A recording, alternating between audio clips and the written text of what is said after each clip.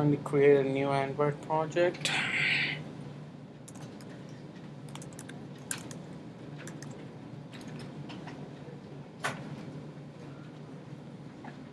So these are all my default settings as I already explained.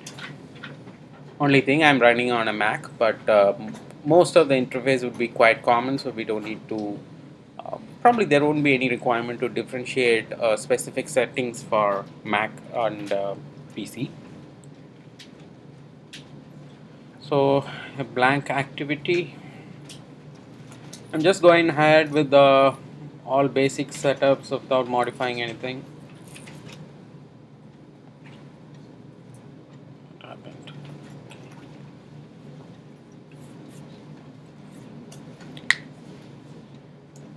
Typically, IDEs such as Eclipse, uh, this Android Studio, NetBeans, everything will tend to occupy some lot of memory because these things constantly, like, it index all the files, mean it lists all the files, go through, read it, and trying to give you suggestions. So there are various things it does. So probably these are all the things will need some more memory. So you may experience some little delays. Sometime you'll have to wait endlessly, but most of the time things will work on. So of course running.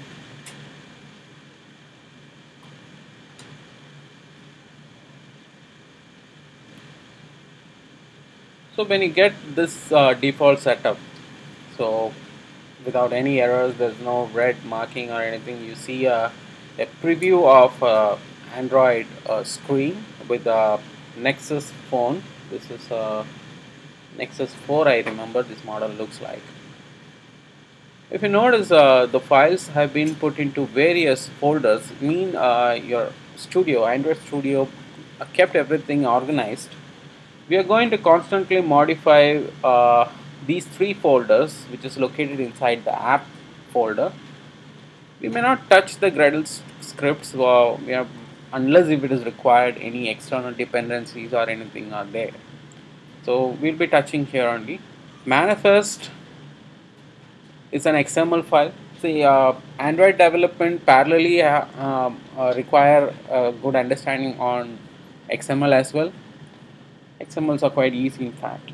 And the Java folder contains two packages, but one has been grayed out like this Android test. It may be useful for us if you are doing for unit testing or something. We want to check whether the application works perfectly or not.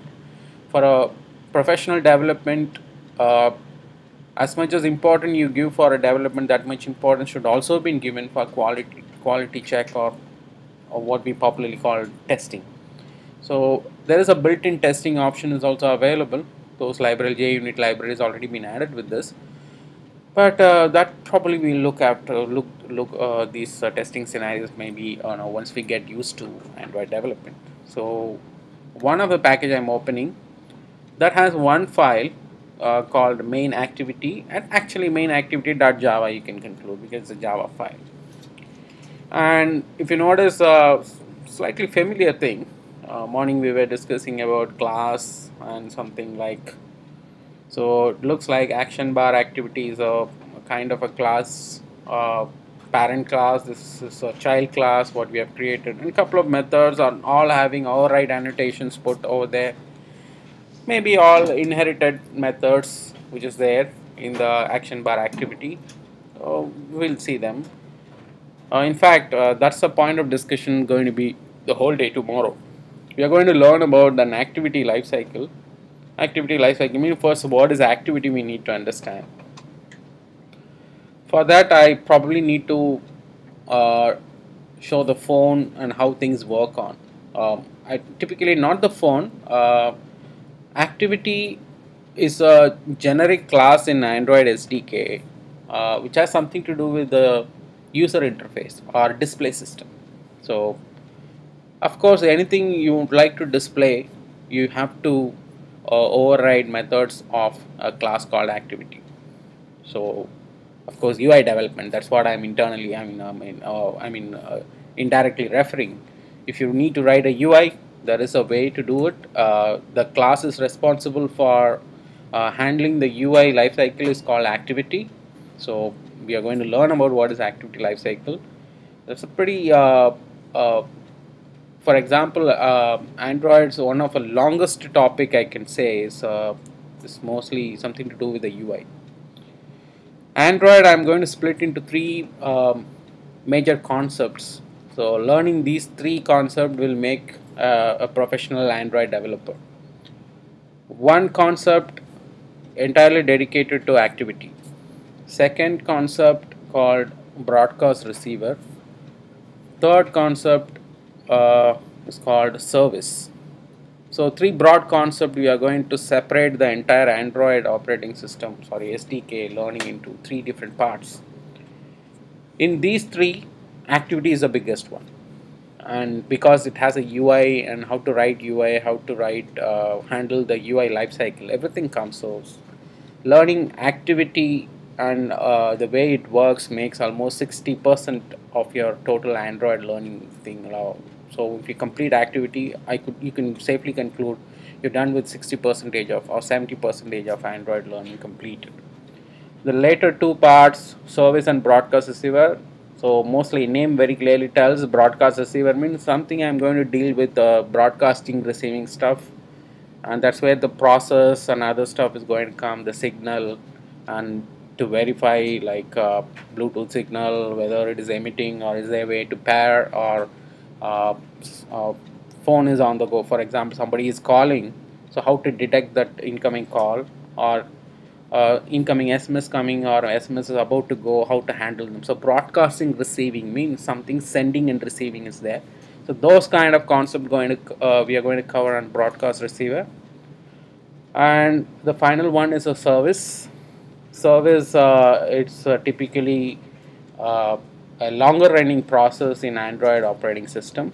uh, Background processes mean anything invisible. If you want to run some kind of code but without notifying the user, if you want to do something in background, so those things would be covered on service. So foreground stuffs are activity, mean background stuffs are service. So two different things. So because foreground, why I'm saying mean UI display stuff, which is going to be the foreground thing. So it's going to be displayed on the top of the device. Whereas the background thing nobody knows, it is internally runs unless the user go to settings and verify is there any running processes are there. He cannot find whether these things are running. So service all whatever thing comes under broadcast, sorry, background I mean processing, everything comes under service. So three major categories: activity, broadcast receiver, and service. In this we are going to start with activity, but of course these things would require a little explanation and some sort of hands-on part also. Before that, how to run this code, I'll let you know. So I assume you completed the code. There are a couple of things are there in this case, set content view, and there are plenty of things are there. So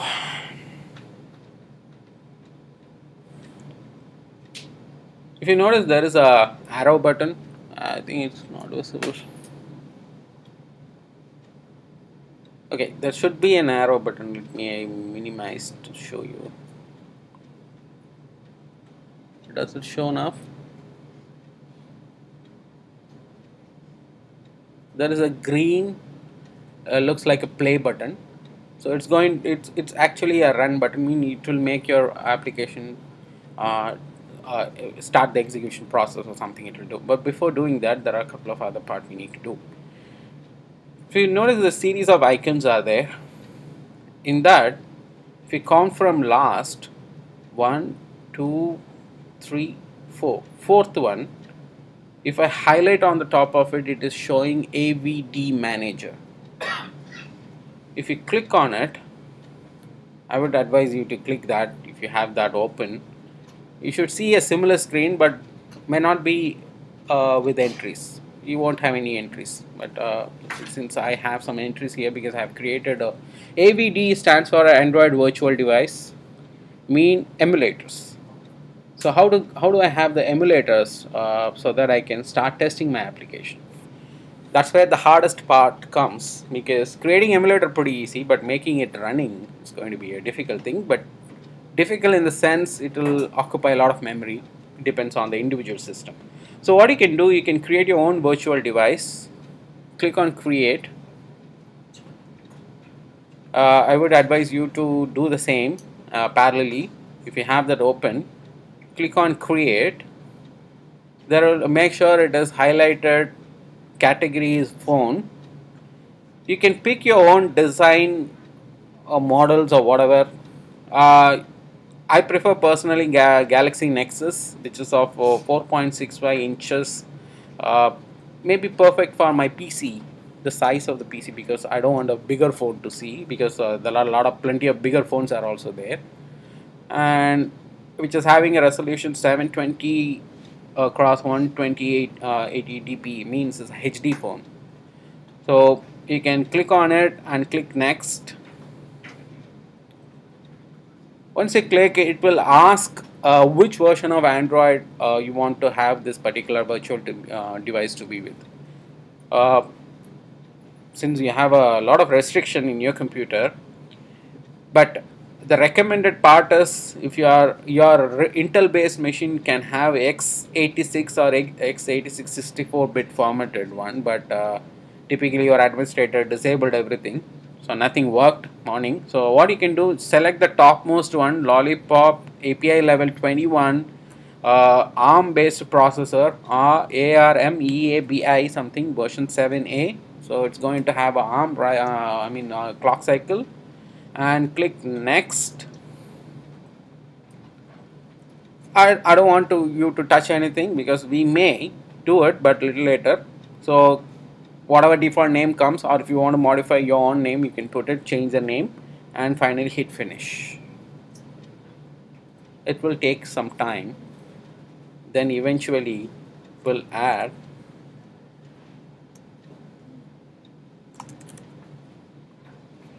a virtual device. See, it takes few seconds, but depending on the computer, depending on the RAM, it may, your application may stuck for a while, and finally it will add the entry over here.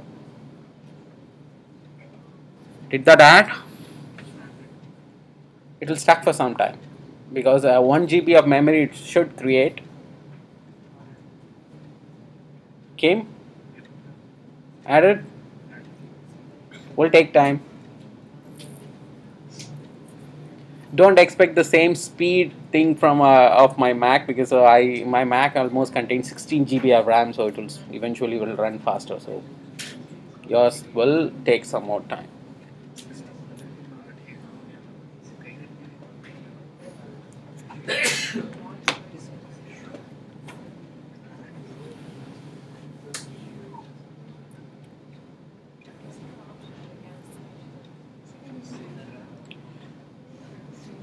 How many of you got that particular entry added in this virtual device list?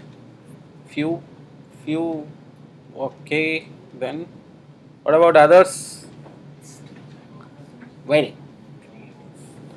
Okay, let it be. But the next step you don't need to do. Just I wanted to tell you how to create a virtual device. But let it come. So in my case, I have a lot of virtual device created. You may have one or two, because if you notice, I have a various virtual device, because the target platform, maybe I have a requirement of a specific version. Say in this case 4.4.2. This device running a lower version of, slightly lower version of Android, and something having a Google API, something I've selected. So Android 5.0.1 is the latest one, which is available in the market, which yet to, a lot of devices yet to receive the update, so it's a pretty new one. So once it is added, you can click on a small play arrow button. If it's there, you can click. It will start the process to initialize your AVD. AVD means what we popularly call what is that? Emulate. So it will start and will boot. This will take, depending on the RAM size, it will tend to take some 3 minutes to 5 minutes. Mine is ready now.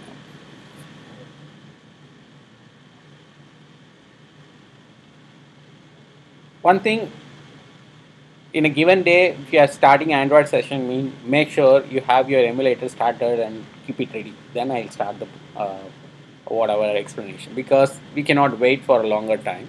So the first activity of the people who enters the classroom and going to do the Android development open the Android Studio, have the emulator ready, and then whatever code we add, we can simply install and check.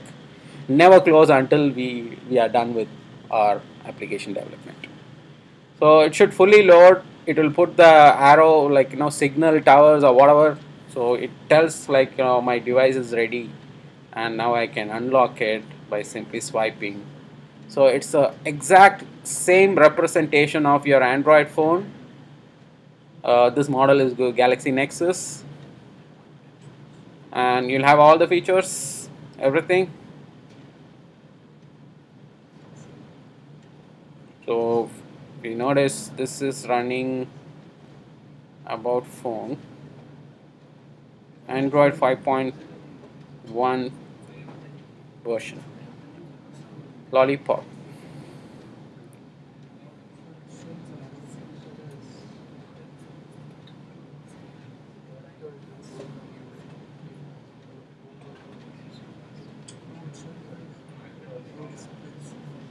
Okay, so there are various ways to start it.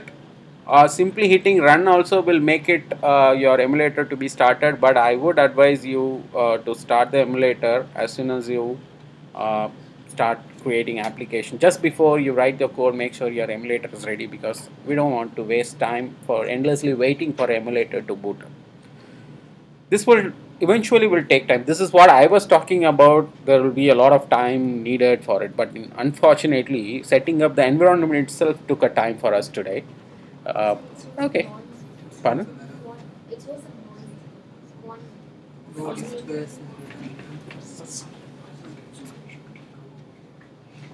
Warning, it will come. What's the next one? Wait, it will load it. Don't mind about the warnings. It will eventually boot for some time.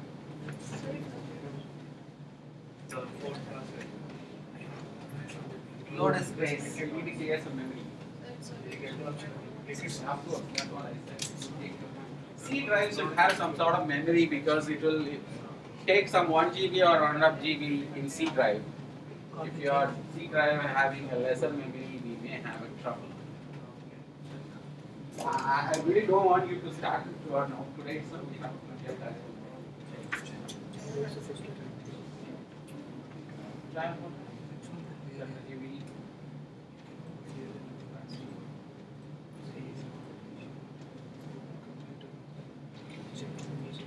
Should take some time, but if you do not get it running, also never mind. Tomorrow we'll fix it out. You have to get contact with you guys to remove and create some space for C drive, because every machine have different login, so it really won't keep the file for the specific user only. So fortunately or unfortunately, it will try to select the C drive, because that's where the user differentiation comes. So at least keep some space. Downloads or any unwanted files are there, try to move it to a different drive, keep the C drive somehow free.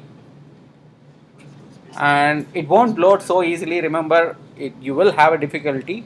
We can fix it off. If this takes a lot of memory, there is a lower end version is also there for a emulator, a cut down version, because the HD phone, it will tend to take a lot of memory. What you can do, if you are not comfortable with this, I've closed it. I'm going to create one more emulator, which is of a slightly lower end one. So which I have already created, 320 cross 480, which is a lower end version. I'll remove it. There are plenty of things are there in my device. So a lower end version may be 3. to HVGA slider ATP1 320 480 pixels, which won't take a lot of memory. Those who are facing difficulty of getting that particular emulator to boot, they can use this one. Same steps, lollipop, next. I think the special characters are not allowed.